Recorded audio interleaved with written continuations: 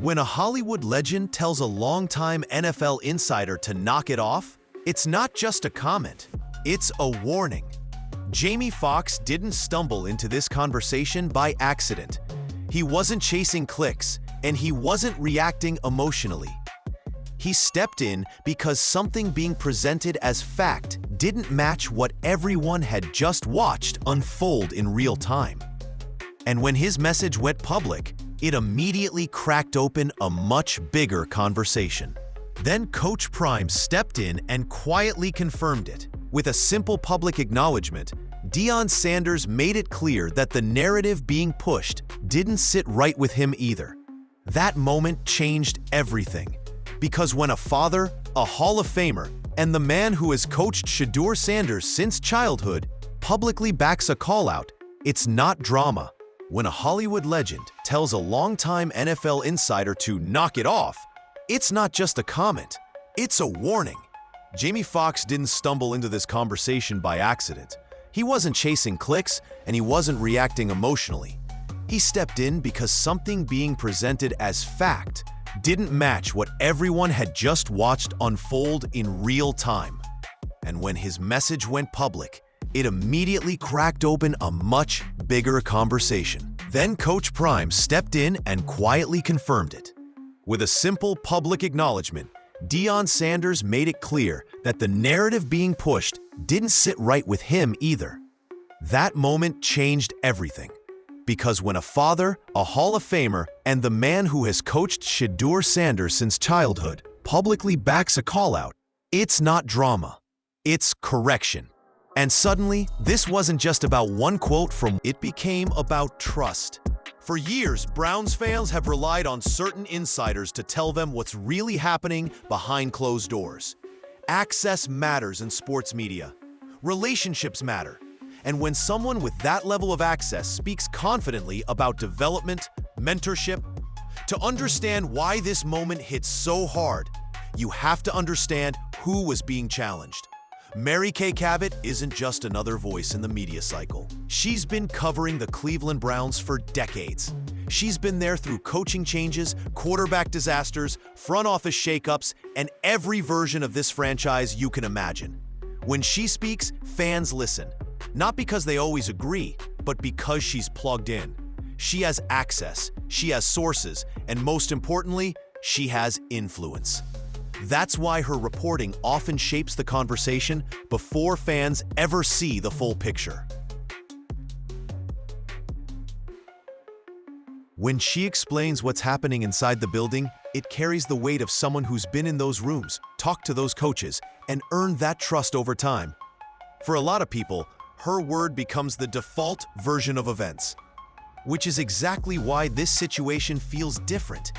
Because when someone with that level of credibility pushes a narrative, it doesn't just inform, it frames. It tells fans how to interpret what they're watching. And once a frame is set, everything else gets filtered through it.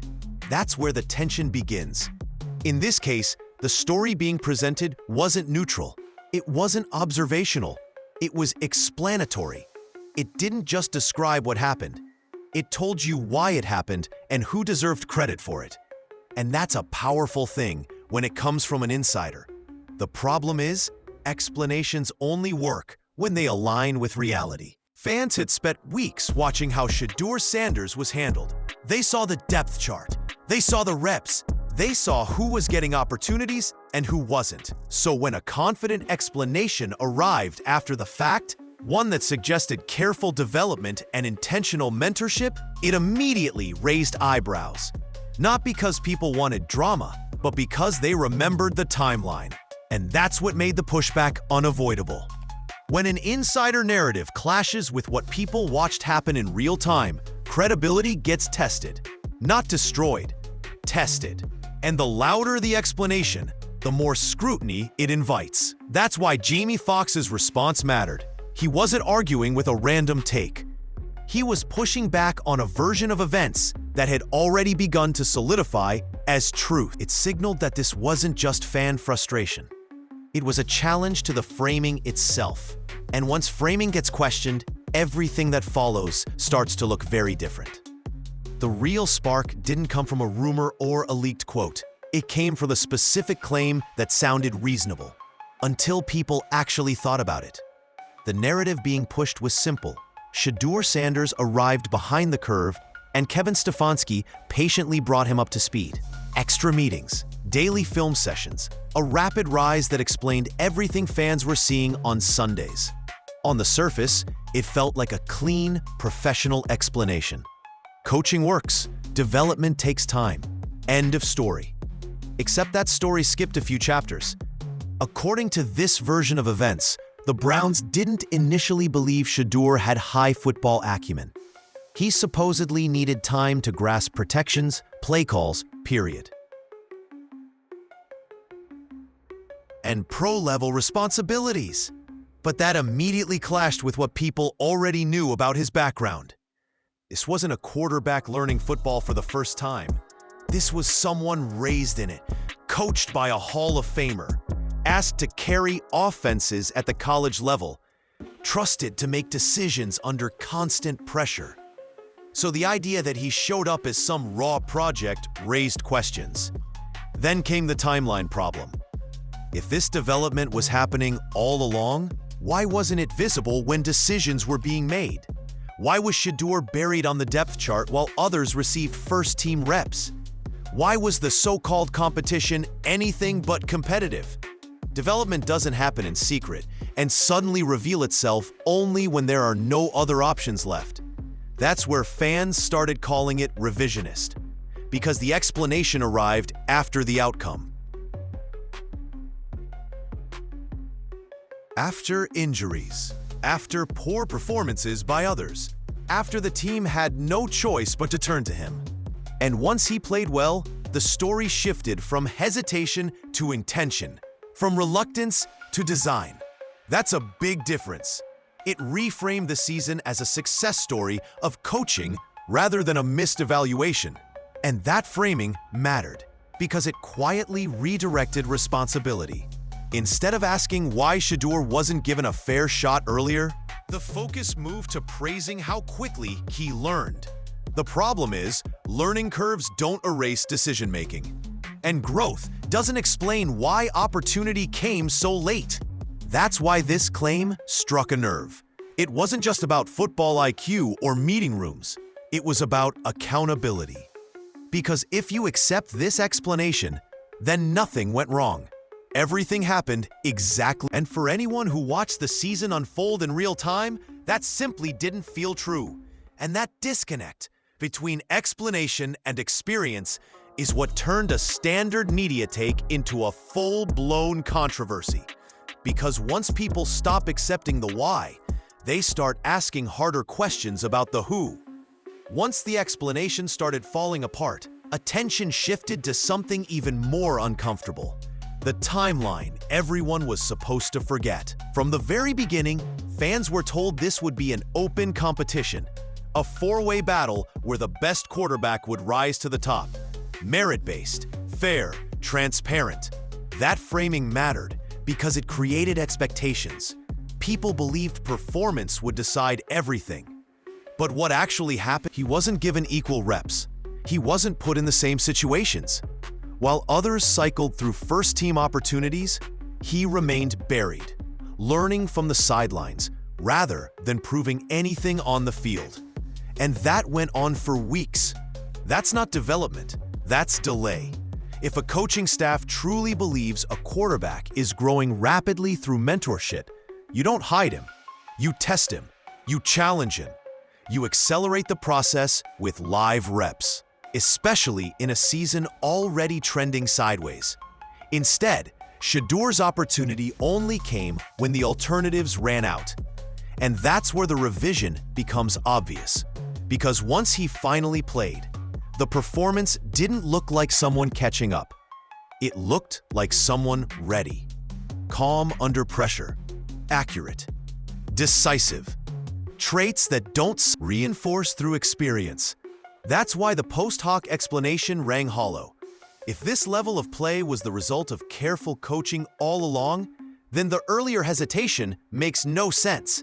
You don't keep a rapidly developing quarterback on the bench while searching for answers elsewhere. You lean into it. You adjust, you pivot. Instead, the pivot came only after circumstances forced it. And once that happened, the narrative flipped. What was once uncertainty became intentional pacing. What looked like hesitation became patience. What felt reactive was reframed as planned. That's a powerful rewrite, especially when it comes from voices people trust. But rewrites leave footprints. Fans remembered the press conferences, the depth charts, the reps that never came. They remembered how quickly confidence appeared, and when you stack those memories against the new explanation, the cracks widen. That's why this didn't stay a quiet disagreement, because the story wasn't just being adjusted, it was being cleaned up. And when stories get cleaned up too neatly, people start asking who benefits from the mess disappearing. That question pulled the spotlight away from the quarterback and straight toward the people shaping the message. And that's when someone outside the usual football bubble stepped in and said what many were already thinking. What changed everything wasn't another stat line or another press conference. It was who finally said something. Jamie Foxx doesn't need to involve himself in NFL quarterback debates. He doesn't cover the Browns. He doesn't rely on team access. And he definitely doesn't gain anything by inserting himself into a local media dispute. That's exactly why his reaction landed the way it did. Because when someone with no stake tells you to knock it off, it doesn't feel calculated. It feels instinctive. Foxx has always been open about his love for football. He understands the culture. He understands quarterbacks. And whether people realize it or not, he understands narratives, how they're built, how they're sold, and how they get cleaned up after the fact. So when he saw the explanation being pushed, he didn't write a paragraph. He didn't hedge. He didn't soften it. He shut it down. That response hit differently, because it wasn't technical. It was human. It echoed what a lot of fans were already feeling, but couldn't quite articulate without being dismissed as biased. And it cut through the usual layers of media politeness. But the real Coach Prime didn't argue. He didn't debate. He didn't call anyone out by name. Instead, he publicly thanked Jamie Foxx. Just a few words, but loaded ones. Because that acknowledgement wasn't about celebrity support. It was about agreement. And when Deion Sanders agrees publicly, people notice. This is a man who has been extremely careful about how he speaks when it comes to his son at the professional level. He's avoided pressuring teams. He's avoided creating headlines. He's avoided feeding the very narratives people once feared. So when he chooses to step in, even subtly, it's intentional. That's what made this moment feel corrective rather than reactive. A father, a lifelong coach, a Hall of Famer, all signaling that the story being told didn't reflect the truth they knew. At that point, the dynamic flipped. This was no longer fans versus me, it was credibility versus access. And once that line gets drawn, the conversation stops being about opinions and starts being about trust. Because when the people closest to the player say, "That's not how this went," it forces everyone else to reassess what they've accepted as fact. And that reassessment didn't just affect one quote. It opened the door to a much bigger reckoning, one about who's been shaping the story all along, and why it took an outside voice to finally challenge it. Once that line was crossed, the conversation couldn't be contained anymore, because this stopped being about Jamie Foxx or even Coach Prime. It became about how stories are shaped when access and accountability start pulling in opposite directions. And nowhere is that tension clearer than in the way this situation was framed after the fact. For fans who had been watching closely, they had noticed the pattern all season long. Certain explanations arrived early and confidently, even when the evidence wasn't there yet. Talking points were repeated, assurances were made, and when reality didn't match those assurances, the language shifted instead of the conclusion. That's how trust slowly erodes.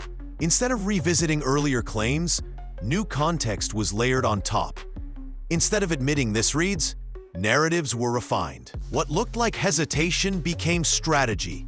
What felt reactive became intentional. And anyone who questioned that evolution was treated as emotional rather than observant. This is where the term PR spin started surfacing more loudly. Because fans weren't arguing about one play or one decision. They were pointing out a pattern of protection. Protection of the coaching staff. Protection of decision makers. Protection of the original framing. And that protection mattered more than accuracy. The moment Shedeur Sanders performed at a high level, the story didn't pause to ask why he wasn't trusted earlier. It rushed to explain how the system made it possible. Credit moved upward, responsibility faded downward, and the messy middle, the part fans actually lived through, was quietly erased. That's what made the backlash feel justified. Because people weren't asking for praise. They were asking for honesty. They wanted acknowledgement of what everyone saw. A talented quarterback being slow-played, then suddenly celebrated once the results could no longer be ignored. Instead, they got a rewrite.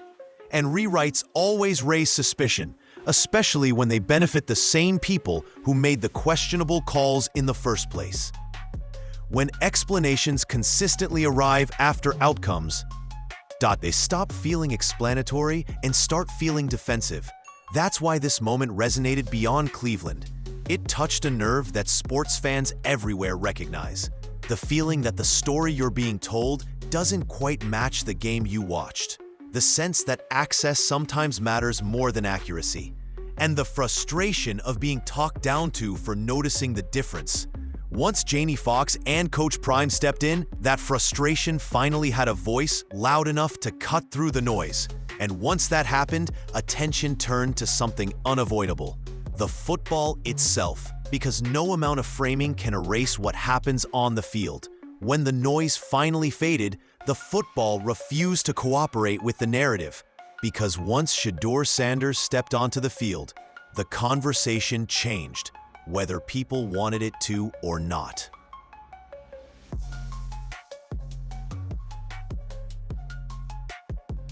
This wasn't a quarterback being hidden or protected. This was a quarterback being tested immediately, behind a shaky offensive line, under constant pressure, and in situations where mistakes usually define young players. Instead, he looked composed. He didn't panic when the pocket collapsed. He didn't force throws just to prove a point. He delivered the ball on time, placed it where only his receivers could make a play, and showed a level of control that doesn't align with the idea of someone still learning the basics. These weren't flashes, they were patterns. And patterns are hard to explain away. Context matters here, because it was largely ignored. This wasn't a perfectly built offense easing him in. There were injuries up front. There were protection breakdowns. There were moments where the margin for error was almost non-existent. And yet, the performance held up. That's why fans push back so hard on the rapid development storyline. Development doesn't erase pressure. Coaching doesn't suddenly grant poise. Those traits usually show up long before opportunity does. And for anyone who followed Shedeur's college career, what they were seeing looked familiar, not new. When he put up big numbers, the qualifiers came fast. The opponent wasn't strong enough. The situation wasn't meaningful enough. The sample size wasn't large enough. But those same qualifiers rarely appeared when others struggled under similar conditions. And that imbalance stood out. Even respected voices outside the situation began questioning decisions. Moments where Shedeur was pulled in high-leverage situations drew criticism, not praise. The idea that he hadn't earned trust didn't match what was happening. At some point, the football forces a reckoning.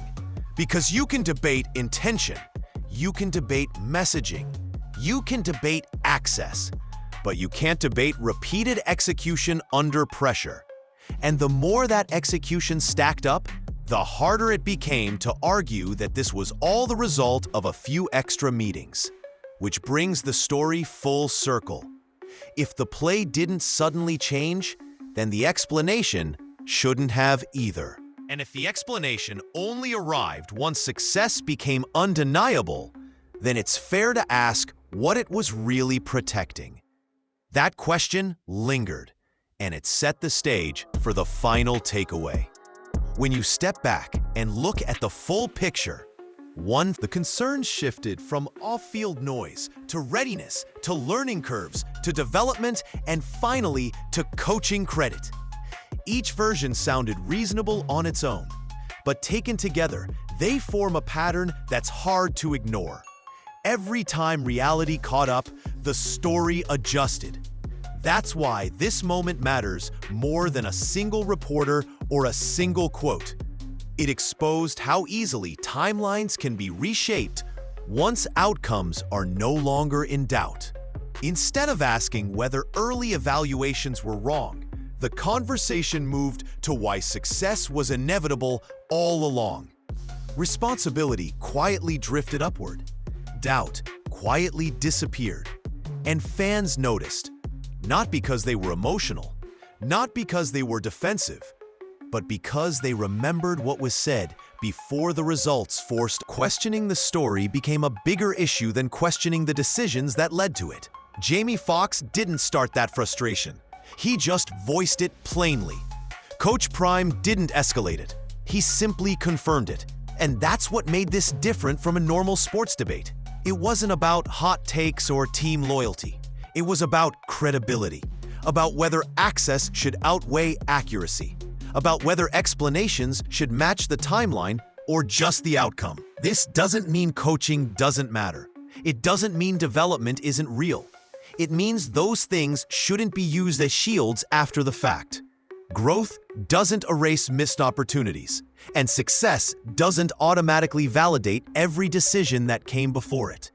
The uncomfortable truth is often the simplest one. Shedeur Sanders didn't suddenly become a different quarterback. The traits people are now praising were visible long before the narrative caught up. And once the football made that impossible to deny, the story had to change, even if no one wanted to admit it. So the real takeaway isn't about who won an argument online.